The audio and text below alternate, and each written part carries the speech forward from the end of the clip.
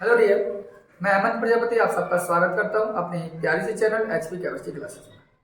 Dear बच्चों, आज हम सभी लोग उपस्थित हुए हैं और वीडियो में हम देखेंगे कि अणुसंख्य गुणधर्म क्या है, कौन कौन सी कॉलिगेटिव प्रॉपर्टीज होती हैं और कॉलिगेटिव प्रॉपर्टीज के साथ साथ हम ये जानेंगे, जैसे आपको क्वेश्चन दे दिया जाए सपोज दैट कि किसका परासरण दाब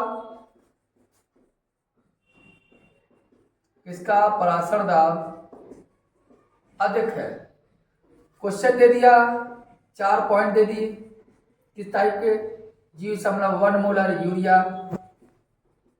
0.1 मोलर ग्लूकोज, 0.1 मोलर सुक्रोज या 0.1 मोलर NaCl। इस टाइप का क्वेश्चन आपको दे दिया जाए तो आप इनमें से चूज करेंगे कि किसका परासरण दाब अधिक होता है। इस प्रकार के तथ्यों पर हम बात कर रहे हैं।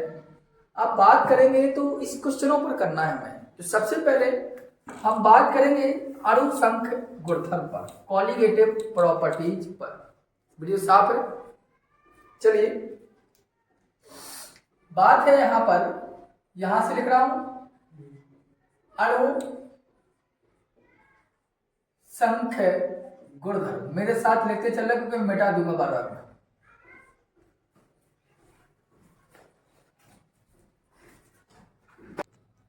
देखिए, अणु संख्य गुणधर्म मतलब जिसे हम बोलते हैं कॉलिगेटिव प्रॉपर्टीज। कॉलिगेटिव प्रॉपर्टीज होती क्या है, जिसे हम अणु संख्य गुणधर्म कहते हैं। देखिए, अणुसंख्य गुणधर्म 4 टाइप के होते हैं। परासरण दाब, वाष्प दाब का आपेक्षिक अवनमन, क्वथनांक में उन्नयन और हिमांक में अवनमन। अगर आपसे पूछे अणुसंख्य गुणधर्म है क्या, उसकी परिभाषा क्या है, तो आप देखो, किसी विलयन के ऐसे भौतिक गुण, किसी विलयन के ऐसे भौतिक गुण जो विलयन के कणों की संख्या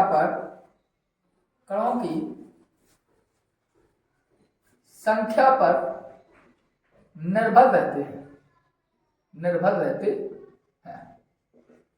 ये अणुसंख्य गुणधर्म होते हैं।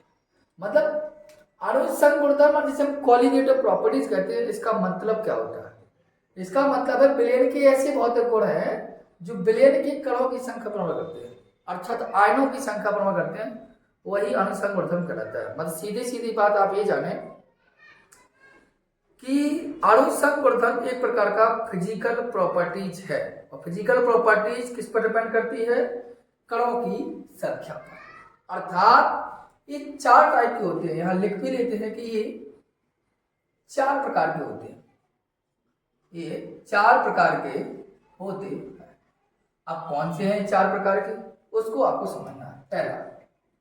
पहला तो आपका है पहला, दूसरा, तीसरा और 4, क्योंकि 4 कॉलिगेटिव प्रॉपर्टीज होती हैं, 4 अणुसंख्य गुणधर्म होते हैं, जो आपको विशेष तौर पर ध्यान रखना है, क्योंकि 1 नंबर का क्वेश्चन आपका यूपी बोर्ड के लिए या किसी भी बोर्ड के लिए इंपॉर्टेंट है।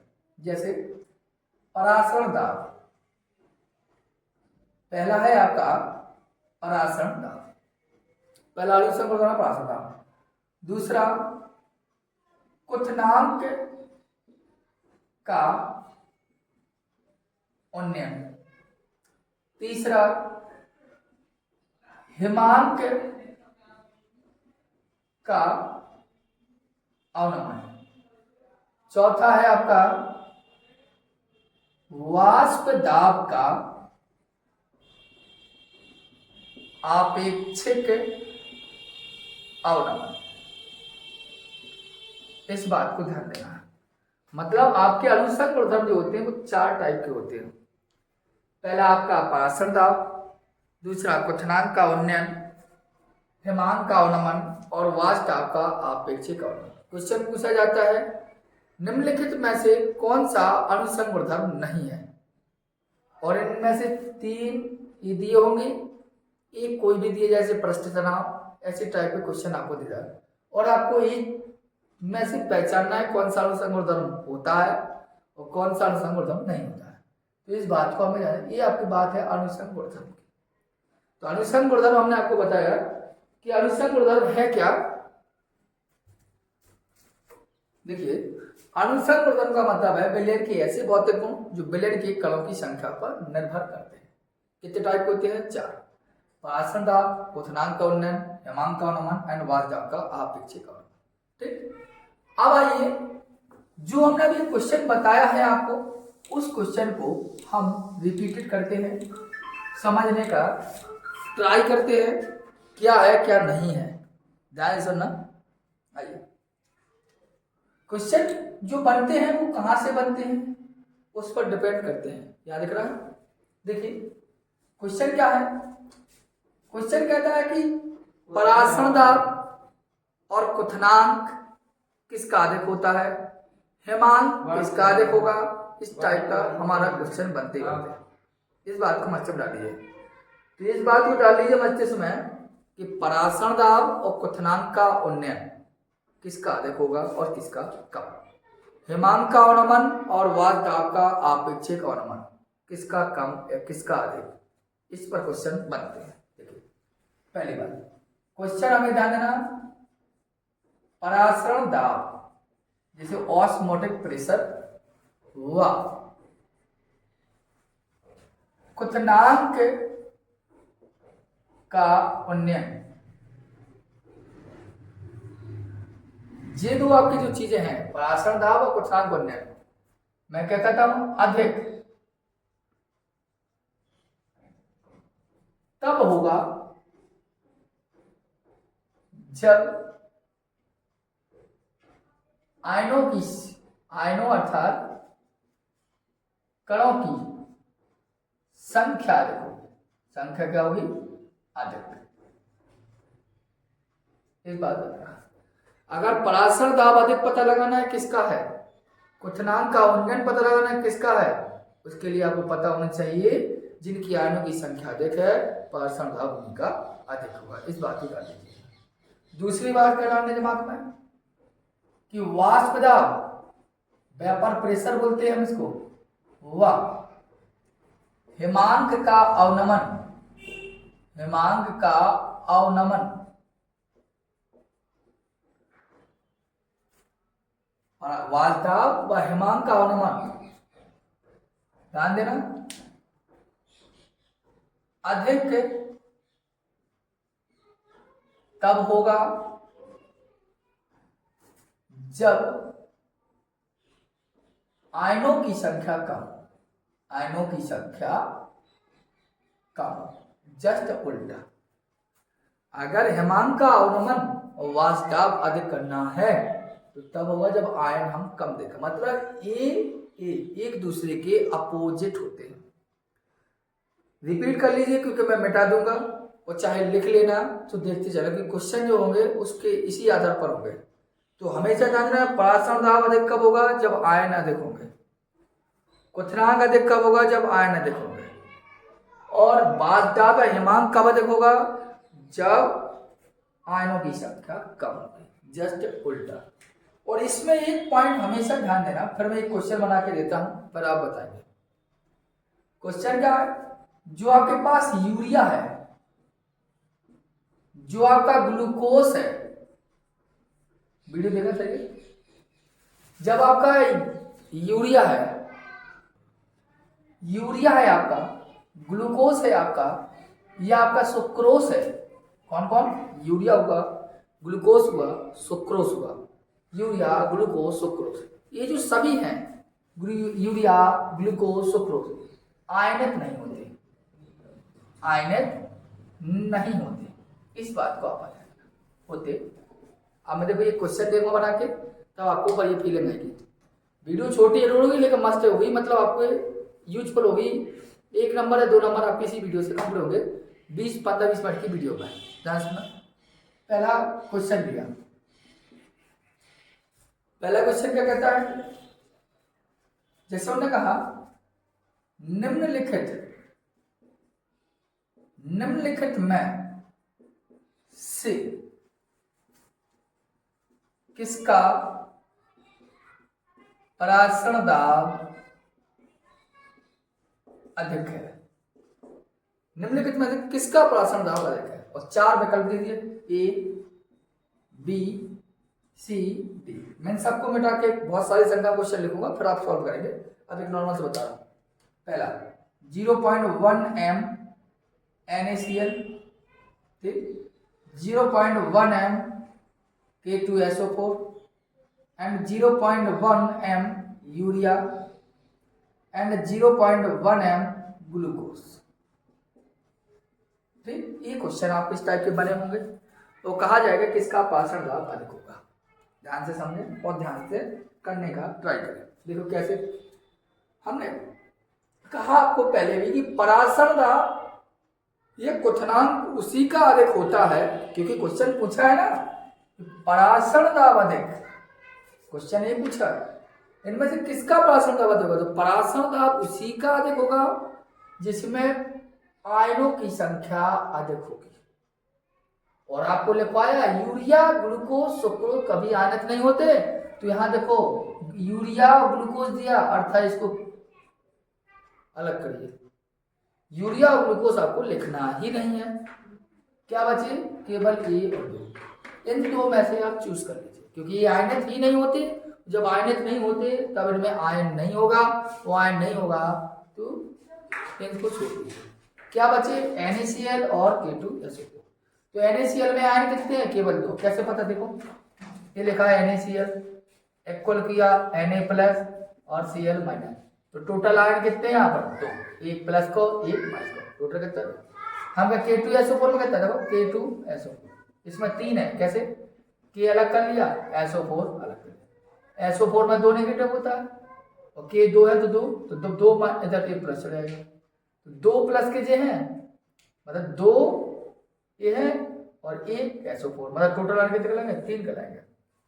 अब कोई बच्चा कहेगा 4 होंगे, मतलब 1 प्लस, मतलब 1 का 1 प्लस है ना, तो 2 का इसमें मतलब आयन आगे से देखना है, केवल मुड़ी पे देखना है। कहाँ देखना है? आगे, मुड़ी पर नहीं देखना है, आगे। SO4 2 माइनस कितना है? 1, K प्लस कितने हैं? 2, टोटल आयन कितना है? 3।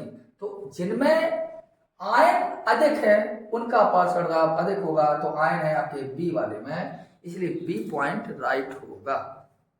बी पॉइंट क्या होगा? राइट होगा। इस प्रकार परासरण दाब या क्वथनांक का उन्नयन आप निकालेंगे। ठीक, मैं आपको क्वेश्चन दे रहा हूं, आप करने का ट्राई करेंगे। ठीक है, तब तक इसको लिख लीजिए। वीडियो सही है। देखिए 4 क्वेश्चन है जो अभी आपको बताया कॉलिगेटिव प्रॉपर्टीज के बारे में। कॉलिगेटिव प्रॉपर्टीज में हमने अभी क्या देखा कि किसका परासरण दाब अधिक होता है, किसका परासरण दाब कम, किसका हेमांक अधिक, किसका कम। उसके संबंध में 4 क्वेश्चन आप देख रहे होंगे। पहला क्वेश्चन क्या है? सबसे कम वाष्प दाब। देखिए हमने और यहाँ कहते हैं सर्वाधिक क्वथनांक, यहाँ भी क्वथनांक अधिक और यहाँ भी परासरण दाब अधिक। अब ध्यान से सुनने, सबसे पहले लास्ट क्वेश्चन से रिप्लाई करते हैं। क्या कहता है?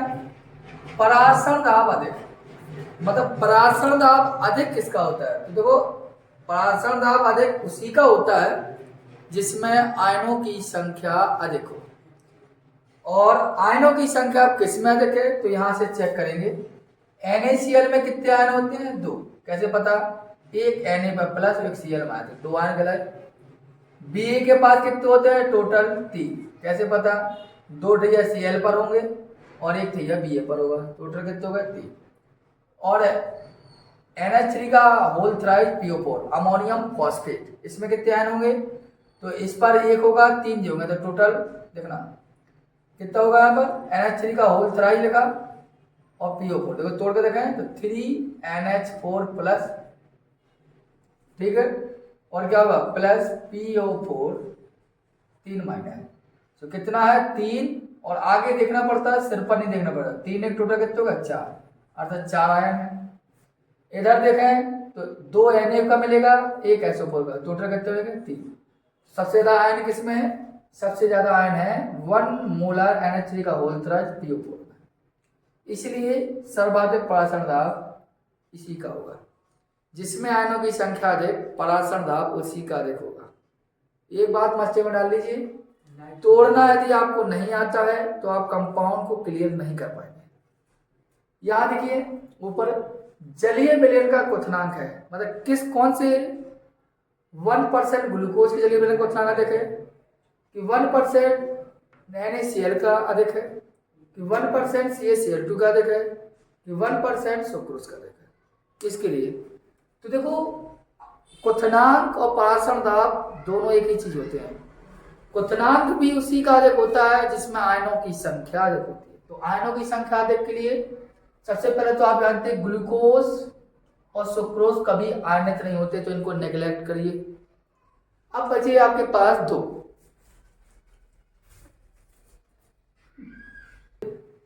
लाइट की समस्या थी। ग्लूकोज और सुक्रोज कभी आयनित नहीं होते, इसलिए काट दिए गए हैं। बचे कौन? NaCl और CaCl2। इनमें कौन का आयन अधिक होता है? तो आयनों की संख्या पता लगाओ। इसमें तो टोटल 2 और इसमें निकलते हैं 3। तो जब इनमें आयन की संख्या किसमें? C वाले में अधिक, तो क्वथनांक भी इसका ही अधिक होगा। आइए सर्वाधिक क्वथनांक, यहाँ भी क्वेश्चन है। तो क्वथनांक हो या परासरण दाब हो, आयनों की संख्या अधिक देखी जाती है। तो देखो ग्लूकोज और यूरिया कभी आयनित नहीं होती है, जस्ट पॉइंट हमने समझाया था एरो करके। अब 2 बचे KNO3 और सोडियम सल्फेट। तो KNO3 में एक K+ होगा, तो एक NO3 में टोटल आयन निकलेंगे यहाँ पर 2। और यूरिया Na2SO4 में टोटल आयन होते हैं 3, 2 Na के 1 SO4 होते, इसलिए क्वथनांक अधिक इसी का ही होगा। बात समझ में आ चुकी होगी। अब आइए एक लास्ट क्वेश्चन और रह गया है कि सबसे कम वाष्प दाब। हमने आपको बताया था वाष्प दाब अधिक तब होता है जब आयन कम होते हैं। अब वो कहता है वाष्प दाब कम करने, तो इसका मतलब है आयन अधिक ढूंढने। मैंने कहा वाष्प दाब अधिक कब होता था? जब आयन कम होते थे। और वो खुद कहता है कि वाष्प दाब कम करिए, अधिक अधिक नहीं करने, तो आयन अधिक ढूंढिए। तो आयन लो ग्लूकोज सुक्रोज तो पहले हमारा गोली, वो तो आयनित होता ही नहीं है। बच्चों क्या NaCl के लिए तो बस केवल ये आयन अधिक ढूंढ लिया ही होगा आपका खत्म। इससे आपको अणुसंग गुणधर्म क्या है इसके बारे में मैंने बताया। अणुसंग गुणधर्म 4 टाइप के होते ही बताया, और कैसे हिमांक का अनुमान, क्वथनांक का उन्नयन, वाष्प दाब और परासरण दाब अधिक किसका होता है, कम किसका होता है। 4 क्वेश्चन ही है, एक क्वेश्चन पहले भी करवा चुके, टोटल 5 क्वेश्चन है। 5 क्वेश्चन आपके 4 क्वेश्चन बोर्ड में आई हुई हैं, इसलिए आप अपने क्वेश्चन बैंक से या किताब से एक बार रिवीजन कर लें तो आपको क्वेश्चन क्लियर हो जाएगा। और जो डाउट हो तो आप कमेंट बॉक्स में कमेंट कर दें, तो मैं आपको आगे करवाने का प्रयास करूंगा। ठीक, मिलते हैं नेक्स्ट वीडियो पर। जय हिंद।